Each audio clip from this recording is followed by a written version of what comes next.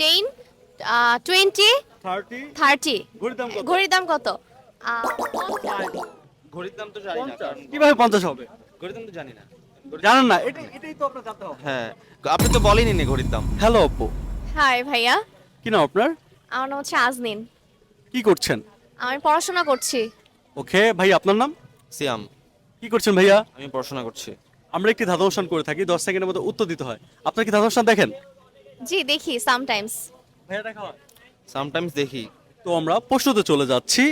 এক দোকানে একটি কলম 10 টাকা, একটি খাতা 20 টাকা এবং একটি ব্যাগ 30 টাকা, তাহলে একটি ঘড়ির দাম কত?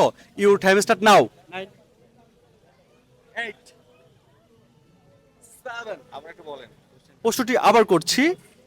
এক দোকানে একটি কলম 10 টাকা, একটি খাতা 20 টাকা, একটি ব্যাগ 30 টাকা, তাহলে একটি ঘড়ির দাম কত?